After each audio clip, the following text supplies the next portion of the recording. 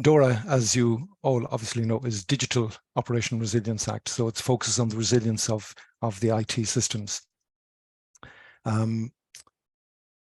Today's webinar is at a high level, and it's not going into the detailed requirements, but as you can imagine, in 35 minutes, it's a lot to cram in even at the high level, but I hope you get some value from it, and it gives you at least a sense of, okay, what do we have to do by January 2025? So let's begin. Briefly, for those of you, and I know a lot of you are returning viewers, know us, but one slide on us. A high-level slide on DORA and the why, and why now, and then the essence really of the webinar is the next 4 points: the risk management, incident management, resilience testing, and managing third parties. And finally, just a slide on creating a plan now, how you might get started. And because if you start now, trust me, there won't be that panic in December of 24. So who are we? For those of you who don't know, we see ourselves as risk and compliance professionals. Like many of you on the call today, I did note that there's I would say the IT managers are in the minority today, and certainly it's compliance and risk officers, which I think is probably appropriate. The IT guys are probably reading this already and probably tell you we're doing it already, but that's for you to find out, I guess. We remain members of various organizations so that we can keep our skills sharp. So when we're talking to you and giving you advice, as we now do, the risk advisory service, that we ensure that our skills are up to date and sharp. For those of you who know us, you'll know that we make calQrisk the product. It's a governance, risk and compliance solution. Basically a place to keep all of your information, whether it's on incidents or risks or complaints or tasks, all in one central location in the cloud. Recently, we started offering a risk advisory service, and I'm not going to talk about that now, but basically if you are interested in finding more out about that, do come and talk to us. At this stage, we have, I would say, easily over 3,000 users, but nearly as many again in non-customer organizations, people doing due diligence through the system. Our markets, our customers are generally in today. This is aimed at financial services organizations, from credit unions, insurance brokers, fund management, payment organizations, quite the range in financial services, and then also in the not-for-profit charities, housing associations, and sporting organizations. So that's us. I've used this one once before. It's from a friend, Kevin Knight, who chaired the International Committee. And I thought he'd put it succinctly, survival is not compulsory. So a lot of this, you're choosing to do it because you want to survive and you want to be resilient and overcome any slings and arrows that might be thrown at you. So don't do this, I would say, because there's a regulation. Do this because you want to be resilient. Okay. Firstly, it's a regulation. It's not a directive, it's a regulation. Directives get transposed into national law, and if you have 27 countries transposing it, you'll get 27 variations. This is a regulation. It's the same for everybody. Applies to all EU members. And it came into force in January of this year, becomes applicable in 25. Now, the language is strange because I would have said it's coming into force in 25, but it's just the language of the union. What it means is basically organizations have 2 years to get compliant. You've now got 18 months, okay? And this applies to financial entities and some of their service providers. If your service provider is providing service that you need to deliver a critical function, critical activity, then they're included as well. Think of them as an extension of your organization. I was trying to find non-technical words to describe DORA because it is, I suppose, when you drill down, it is a lot of technical details, but it's about making the ICT systems. And for those of you who might have been calling it IT systems for years, that is correct, but the C is communications. So it's information and communications technology. I won't keep repeating ICT. I'll just assume you all know at this stage. It's making them better, and better in the sense that what you want is more secure, less likely to fail, and if they do fail, faster to get back up and running. So that requires you to have good incident management, business continuity plans, so that if you are down, it's minutes, it's not days. Okay. Jerry, if you don't mind me just popping in there, we've got a question in the Q&A and just want some clarification around whether this is applicable to credit unions. Well, in the scope, it says credit institutions. So if you consider yourself a credit institution, then it applies to you, yes. Now, interesting, because the Irish regulator, central bank, introduced their own resilience guidelines over a year ago. And my reading of this, and even back then, was they were following DORA, and their guidelines are very much an early DORA version, I would say, put it that way. If I was aiming to go compliant with DORA, I would get compliant with the local regulators' guidelines first. One, because they're the people you've got to satisfy, and secondly, it's a good step to full DORA. So the only ones that it refers in DORA to microenterprises, and I thought, okay, the smaller organizations, fine, they don't have to comply fully. With some of it, yes. And then I read what microenterprise is, and it's 10 people or turnover less than 2 million. That really is micro. I think I don't know any of you on here today who will be less than that. Okay. Now, what I see looking at DORA is something that is harmonizing several guidelines that are out there in Europe, and the different guidelines, and it will mean eventually that the regulators' guidelines on resilience will be parked, and it'll be the DORA will be the one that will apply. But if you're an international organization, and many of you are on the call today, it means you have one regulation that covers all of Europe, and that certainly is welcome, rather than having to comply with 27 different variations of a directive. So that's good. It means ultimately, I think, less cost, greater consistency, and certainly for communication with international companies, you know, when you have just one regulation that everybody complies with, it eases the compatibility, shall we say. So one regulation for all, and that has to be a good thing. So let's start looking at the 4 key areas. And the first one is risk management. And again, it's about the technology. It's information and communications technology. So the risk management area. And I've taken a few quotes out of DORA. The first one is, you shall have an internal governance and control framework. Now, the shall in any standard and regulation is a must. It's a command. It's not an option, okay? And by internal governance and control framework, that's saying there's somebody senior who's responsible. There's a policy. There is resources applied to this, that there is a plan, that there is that overall, governance. There isn't a better word for it. You shall have a well-documented ICT risk management framework.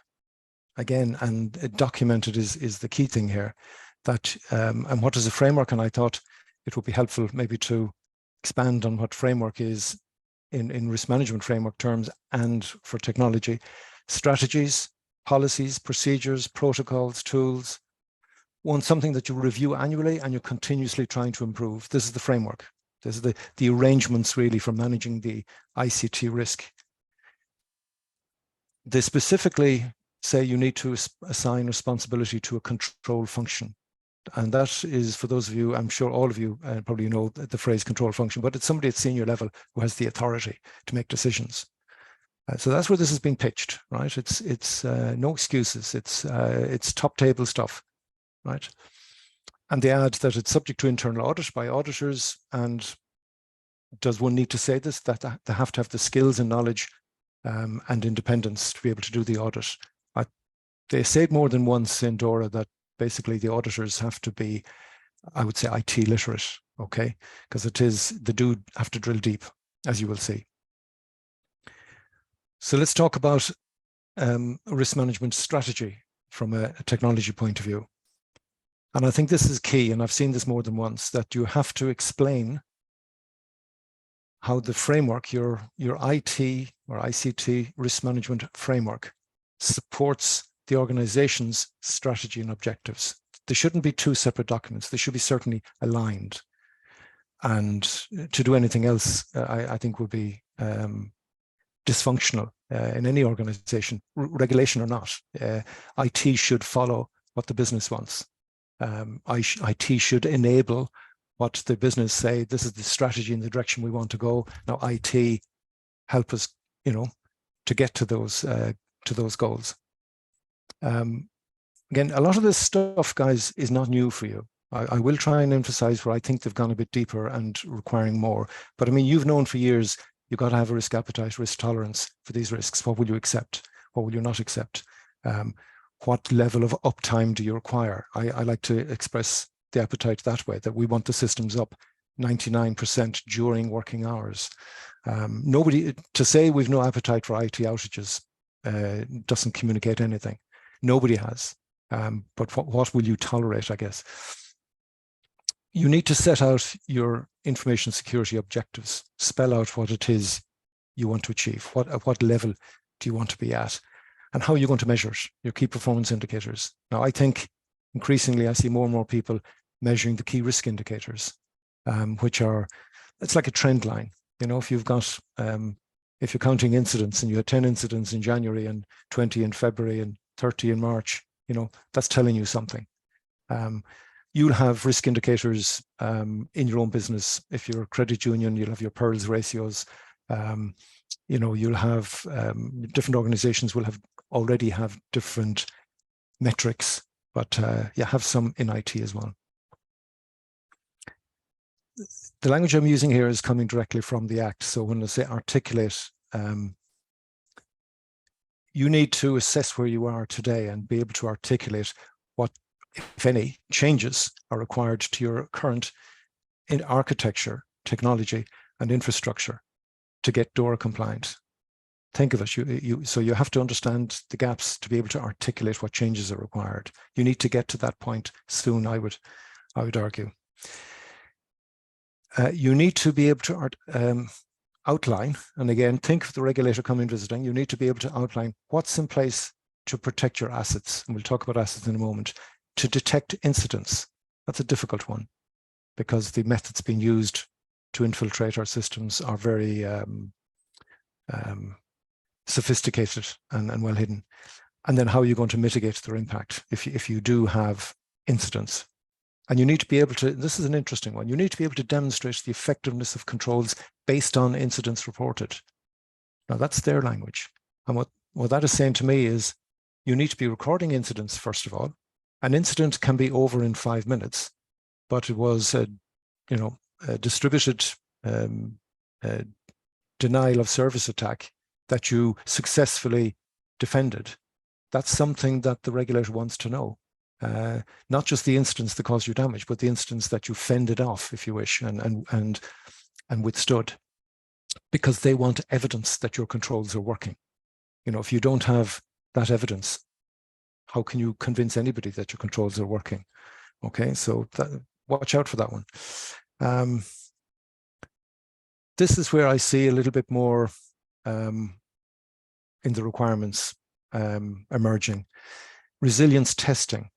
And the list out here, and later you'll see there's even more pen tests, which we all know, penetration tests, and you get them done, and vulnerability scanning. But open source analysis, what's that?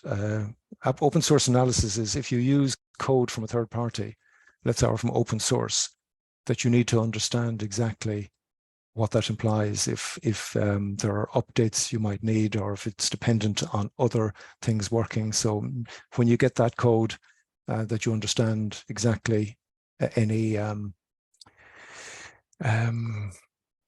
impact it might have if that code stopped working, or if there was a change. Source code analysis is basically somebody else reviewing the source code. Won't be applicable to a lot of you unless you're developing code. The next one, scenario-based exercises. And I've seen this growing in the last few years, and certainly we've done a few with customers where you, and I prefer to call them exercises than tests. Where you test, you do an exercise based, what if we got a cyber attack this morning at 7:30? How would we handle it? And that's a good cost-effective way of testing your plans. And compatibility testing, and you'll see a few more later. They want more evidence of more resilience testing using more techniques. Not necessarily all of them, but as many as are applicable. And the other thing that they highlight is communication strategy in the event of an incident. Too often have we seen people running around like headless chickens when what they should be doing is giving us messages of control. We call it the 3 C's: concern, commitment, and control. That you're in control of the situation. Yes, it's bad, but we got this. And you need to be able to give that to your customers and to others. So have your communications plans well thought out. Okay, so let's drill a bit deeper into the IT or ICT risk management. And I noticed in the language that they're using the language of NIST. That's the National Institute for Standards and Technology. It's an American standards institute, and I've seen it for years now. The identify, protect, detect, respond, and recover. And I've used this graphic several times. It comes from reading NIST, but their language is very similar. And I've picked out a few things that they say you need to do. And I'll just show you those. I'm not going to go through every single one. But the first one is assets. You need to identify all your IT assets. If you don't have an inventory, if you don't have a list somewhere of every single PC, tablet, mobile, and everything that you own as an organization and have data on in particular, then you're already deficient. So know your assets, your devices, the systems, the devices. Data is an asset. Know what you have, know where it is stored. And facilities. Too often we forget the physical security, but they talk about physical security as well. And if you have your server in the middle of a room where there's lots of people who probably shouldn't have access to it, I certainly hope that that server is in a cabinet that is locked, but it may not be acceptable where you have it. Okay. Specifically, they spell out needing to do risk assessment of major change. If you're planning a major change, that you have a good risk assessment done beforehand. Look, I've been around long enough to know the phrase, it was fine until you fixed it. How often have IT said we're just doing an update, an upgrade, or whatever, and they break it. And, you say, why did you go messing with it? The real reason is that unless you have good change management process, it will often fail. And that's not acceptable these days. So certainly if you're doing a major change, do the risk assessment and have a good process, I would say. Risk assess your assets, the exposure. We've done this recently, and we're actually tightening our own security and limiting what people can have on mobile devices. And you will see it in our emails, the scanning coming in and going out. We've a lot more, no, a lot less. We're allowing a lot less. Third parties. NIST refers to service providers, but DORA talks about third parties, and I think that's correct. Not just the service providers, but third parties and anybody who's involved in one of your processes. If they're playing an element of it, then you need to be aware of that. Again, see the third parties as an extension of your organization. Where are the interconnections between them and maybe others, other organizations? Is there a potential domino effect if one of your third parties fails? Certainly identify your critical functions and any third party who's involved in those critical functions. Back to change management generally, yeah, and I kind of half covered this already with major change, but also any change management, you need to have detailed processes and controls. You need to record and document any changes, the testing of them, the implementation, and after implementation, the verifying that they're working. That has to be well controlled. And I think that's probably an area where improvements need to be made. Certainly what I've seen, too many changes. I was in a large organization a couple of years ago, and they changed the website almost on a whim. Somebody from marketing came in and said, I need you to change this, and they changed it. And it happened that they made a change that knocked them offline for a whole day. And it was just cringe to think that there's these ad hoc changes happening to something critical. This was a large organization that was an embarrassment. So change management, do it right. There are good methods and approaches. So onto the respond side, and under risk management, they talk about business continuity, but you'll see in a moment there is detailed focus on incident management, which is probably the first part of a respond. You've got an incident, keep it a small incident, and it's over. But if it is bigger and requires the pressing of the business continuity plan, then do it now. You can have IT as part of your overall business continuity plan, or you can have a separate plan. They don't mind, but have plans, have procedures, if you like, if for restoring data, for example. And if you haven't restored data from a backup in the last 12 months, do it, try it, because one, you'll find out things that you're glad you found out when it was just a test, but the regulator will ask you the same question and demand it.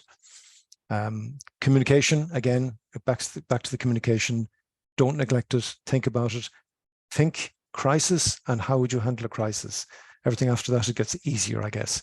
And think how you communicate with internal staff. Imagine no systems. How are you going to communicate with them? Think how you're going to communicate with your members, your customers, your service users, the regulator. These are things you need to think about now and not when you have a disaster. And in ICT, I think in any incident, the first thought is containment. You don't want, if you have an incident at 7:30 in the morning, well, you might have a chance to keep it to one laptop of the person who's actually logged in and everybody else is still in their bed. But can you do that? Can you respond to an incident 24/7 and contain it? And contain it means processes, and it means possibly technologies to be able to contain the damage. Certainly within IT incidents, there are different incidents you could have, whether it's a distributed denial of service attack or a ransomware attack, or simply a hardware of a system failing. Nothing malicious, just hardware dies. Have a different response. Now, you don't need to have a plan with 40 different scenarios. I would be thinking about more like 4 to 6 kind of scenarios, and then you tailor them or adapt them as the details of the incident emerge. Okay, I'm just keeping an eye on the time here, folks. It is going pretty fast. Okay, so let's talk about incident management. You will be required to record all incidents, but also a process that identifies early warning indicators.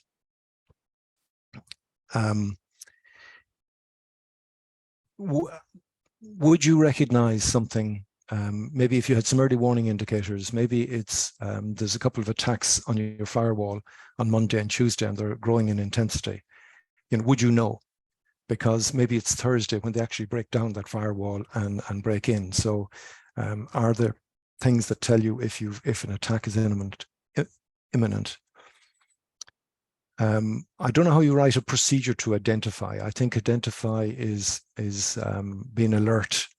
I think it's having metrics, having alerts, electronic alerts, and having the human spotting something that's anomalous. But you can have electronic systems that will spot anomalous behavior. If your server is all of a sudden one day storing information on a server in Hong Kong, and you say, why would we be storing information in Hong Kong? Your IT people can write, rules that will detect things like that. If you do have an incident, it's important to log everything, log all the information. So that when you're doing a post-mortem or when you have to explain what happened, the extent you have those details. There is a lot of information on categorizing and classification, and there will be more before January 2025. You need to ensure that people know their role and responsibilities in the event of an incident. They know what to do. Not the time to be figuring it out when you have an incident. And again, communication plans. Keeps appearing, lots of communication plans, because we often forget those. And the specific incident specific response procedures. Okay.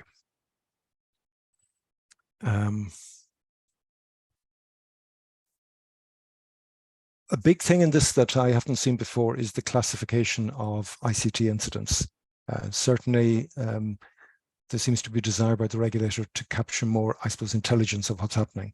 But they want to know the impact in terms of, well, how many clients, customers, members were affected, how many transactions were affected, what was the duration of the impact? You know, if it was downtime of systems, was it for 5 minutes? Was it for 5 hours?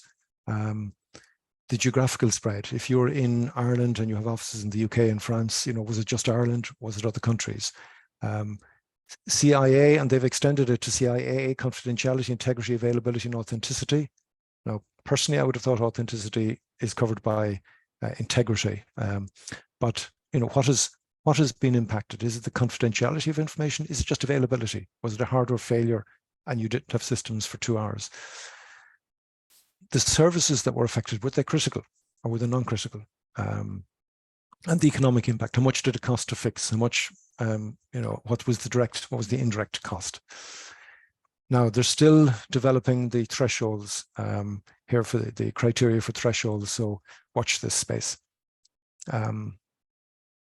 There's a requirement to report major incidents to the competent authority in whatever country you've chosen to be the supervisory authority for your business.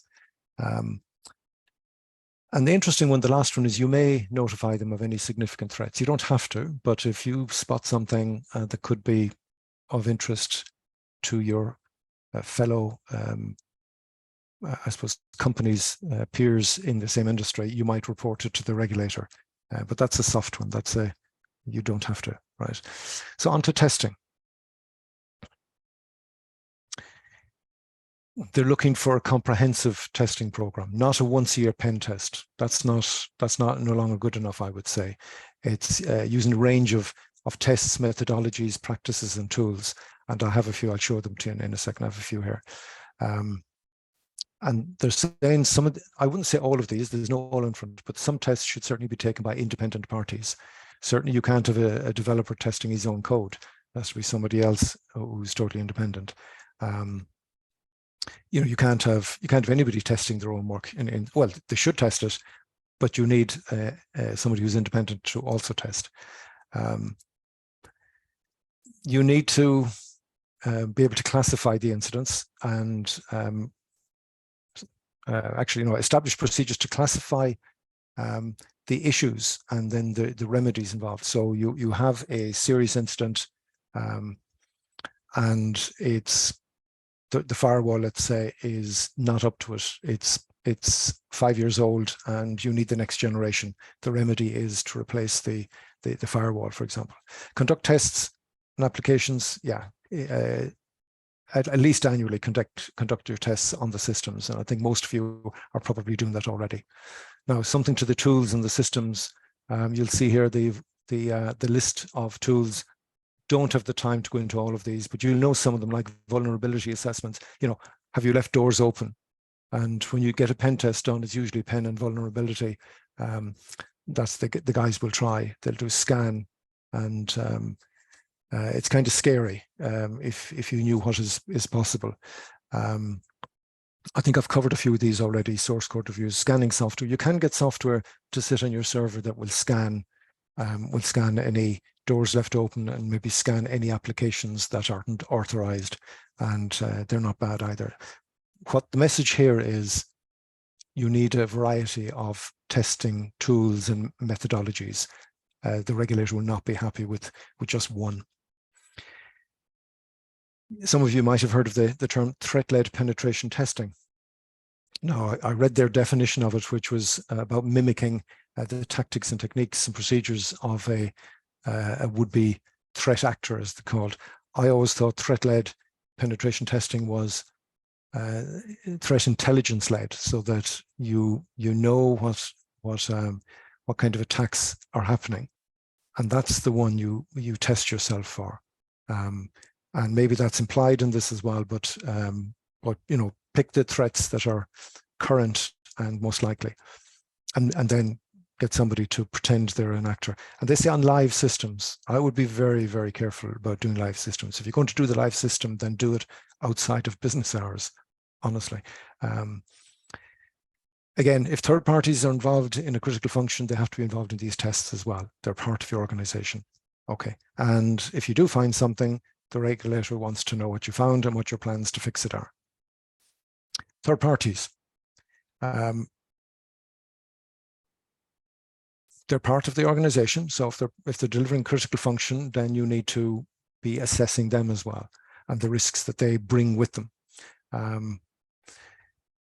It starts with the policy, I think, of what do you outsource? What do you give to a third party and when? And what are the minimum standards and requirements you have before you outsource something? So you need to do a bit of homework. You need to set a certain standard before you outsource anything. If you, and most of you will already have contracts with third parties, probably time to review those contracts and see are there any gaps in those contracts, gaps in terms of exit strategy. Can you exit a contract without doing yourself any damage? For cause, if they're having a problem, can you decide, well, I need 2 suppliers of this because it's too critical and I can't be dependent on one, so maybe I need a second one. Is there an exclusivity in the contract, or can you get out of that? So there's I would say, take a careful look at contracts, and we might do a webinar just on robust contract development. I think that's a good topic for a half an hour. Yeah, the regulator says you need to maintain a register of all of your third parties you depend upon. Now, some of you will only have a handful, and some of you I know have 100 plus third parties that you deal with. The regulator will come asking, and if only to see that you're managing this well. If you can't produce a register, then it says a lot about how you're managing your third parties. They're now saying that you have to inform them if you're planning contractual arrangements to use an ICT service as supporting a critical function. Okay. Before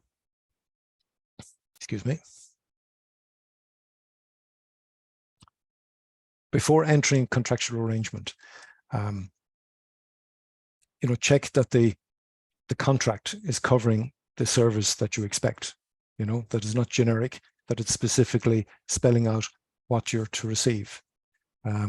Amazing, but many contracts are fuzzy on that, and you don't need fuzzy later. Are the supervisory conditions for contracting met? And I'm not an expert on this, but you will know some things you will not be allowed to outsource unless certain conditions are met. Identify the risks, undertake due diligence, and we've seen a lot of this, and I'm sure you know who you're getting into bed with, basically. Conflicts of interest. Will there be any conflicts of interest? Identify them, and what arrangements are in place. Maybe the person you're outsourcing to is also handling your competitor. How do they separate that? How do they, if they have an issue, who gets priority? Again, things to think about. It probably is obvious and probably is happening today, but the third parties, if they're handling your IT, one of your requirements might be that they have a certain standard of IT security. They don't spell out whether that's Cyber Essentials 27001 or NIST or OWASP, but you will know what's appropriate, and certainly look for a certain standard of that is applicable to whatever you're doing. And again, if it's highly complex, and IT is, you want auditors who have the skills. To keep repeating that, but you would expect that. Now, this is my language, but maintain strong rights of termination in contractual arrangements. If you are in a contract and your third party has problems and you need to get out of that contract, you need a way to exit quickly and safely, and have an exit strategy. Document it. Again, it's a requirement the regulator will want, but yeah, important. We don't like to think about exit when we enter a contract with somebody, but it's the time to talk about it. It's easier to talk about it than halfway through a contract. Okay. Final slide. and I think we've kept reasonably to the time. And I thought about this for a while, and I said, there's no point in doing a detailed plan where you should be in 6 months or 12 months. We'll probably do a few of these over the next 18 months. But assuming a lot of you are beginning now, and where do you start? This is what I thought. Gap analysis. Do a gap analysis and see where you are today. Because then if you know the magnitude of the elephant you've got to eat in the next 18 months, you can plan and eat it piecemeal. Whereas if you leave it for another 12 months before you say, okay, what do we have to do? It may be panic stations by December 2024. So do it now, because I think you have a lot of the elements today. So it will be really a gap analysis of where are you and where do you need to get to. I think for most of you on the call today, I think most elements of DORA will apply, but I wouldn't give you advice on that. I would say seek advice on that. Identify your critical functions. That is key to all of this. It all really is about the critical functions. The regulator isn't interested in the minor stuff, only the critical stuff that affects consumers. Okay, that's the focus. That should be your focus. Identify the dependencies for you to deliver those critical functions. And if it is supplier A and supplier B, and if it's Mary and accounts, you know, it could be down to individuals as well as third parties, but identify your dependencies because you need to address that. Identify your IT assets, because these are the things you need to protect. And when they're being attacked, you need to be able to detect and respond and recover and all of that good stuff. What protection measures do you have in place today for your systems? That's part of the gap analysis. So find out what you have and maybe where you should be. I think it's important at this stage to have a champion, maybe the person with that control function at the senior level, who will represent this project at the senior table, at the senior management team and at the board, and can report on progress over the next 18 months. I always think a good place to start is writing a policy, because if you try to write a policy, it'll be difficult. It'll be difficult because you'll have to go and do a bit of research, but don't promise to have a policy within a month, but start writing it now. And it'll force you to investigate, and it'll help. Honestly, it's a good exercise. If you have plans already for disaster recovery, for IT incident management, test them. Imagine an incident, imagine a cyber attack, imagine a system failing, and do that 2-hour desktop walkthrough of how would you respond. I call them exercises because tests to me are like pass fail. I think an exercise conveys what I want to convey, is that the more you exercise, the better you get at it.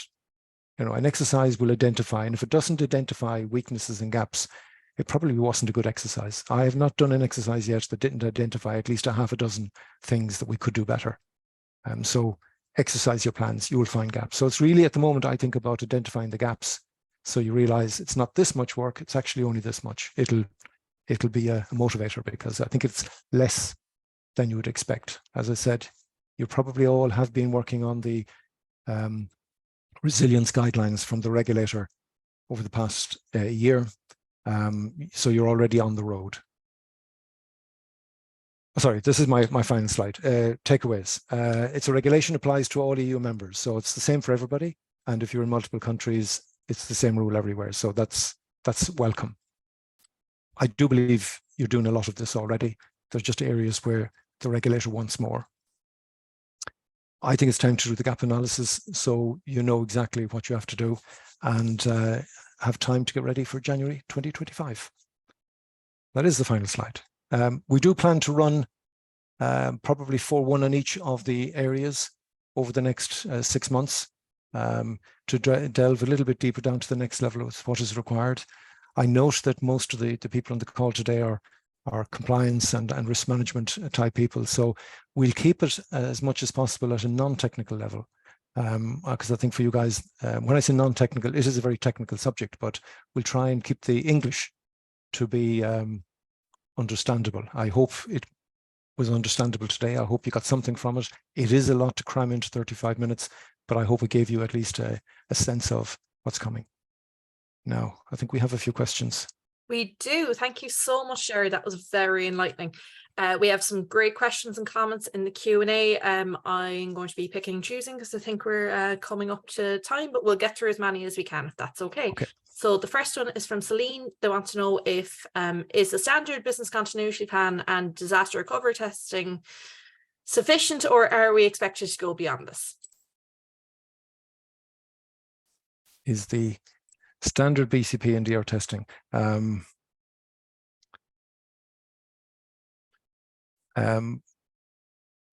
You don't specify what the standard BCP and DORA testing is. My instinct is that it's going beyond this, because if the standard was based on the standard 2 years ago, it's probably more. But just refinement. If you do have a BCP plan and a disaster recovery, it's enhancing that, and I think it's certainly doable. But don't assume. No, I wouldn't assume that it's sufficient. My sense is, reading through it, that they've added to it. Yeah. Brilliant. There's also some questions from Jackie here. So, Jerry, can you clarify if financial institutions of less than 10 people and more than 2 million annual turnover are out of scope? Interesting. The 10 people and 2 million is what the regulation refers to as microenterprises.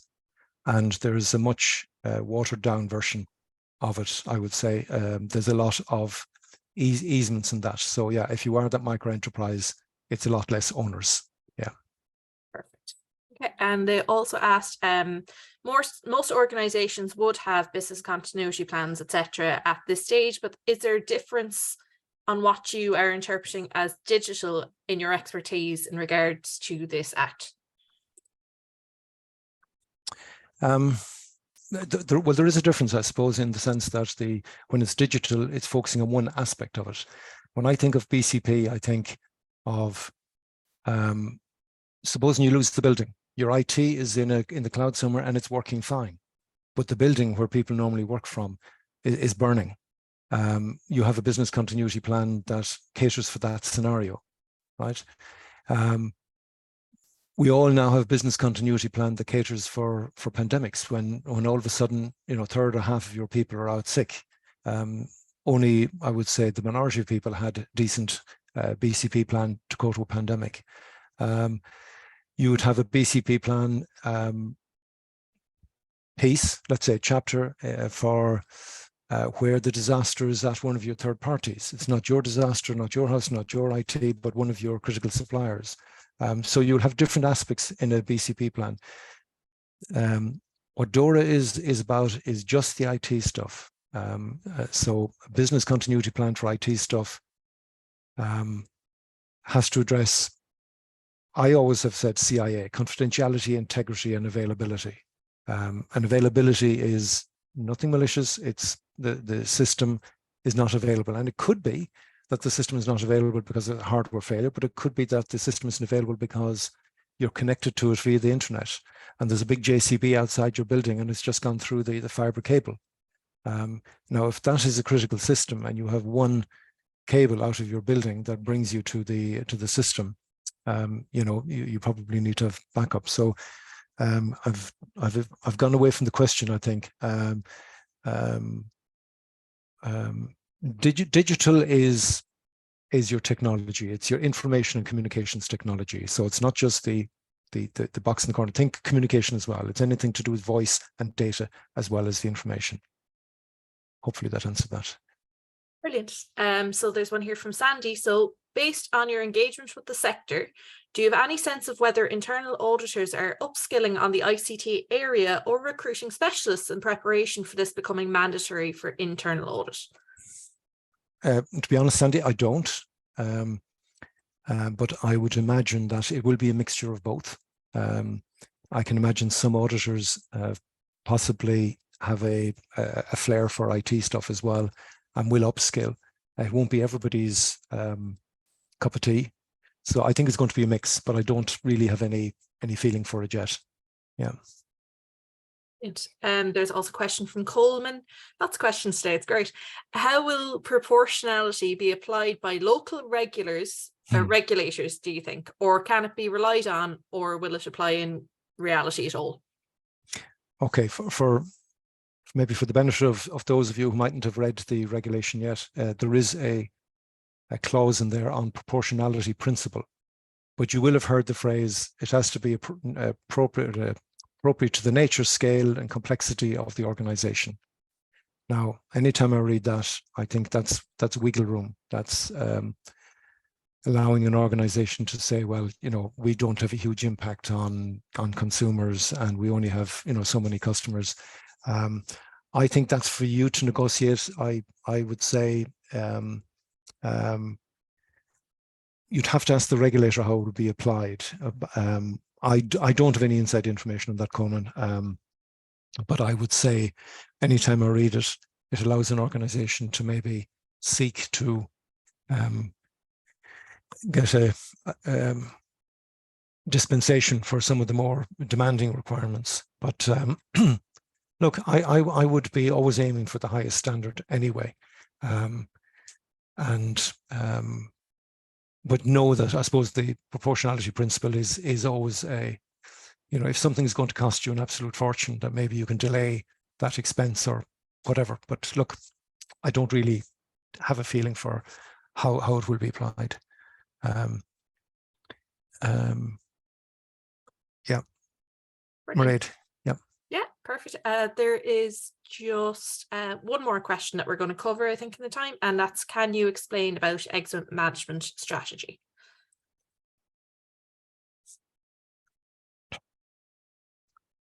If you have a supplier that you depend upon, and if that supplier starts hitting difficulties, and you can see the writing on the wall, and you can see that within 2 years they're going to be gone, and unless we start planning now, we're going to be dragged down with them.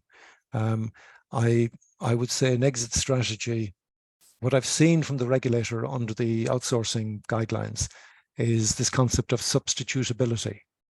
And what I would be doing is, from a strategy point of view, I would always be aware of who could I switch to in the event that this becomes untenable and I need to move quickly.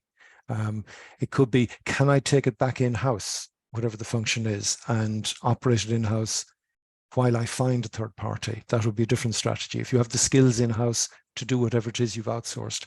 So there are different strategies that you could consider. But ask yourself, what if this organization were to fail in a few months? How would I get out? And that'll start your thinking.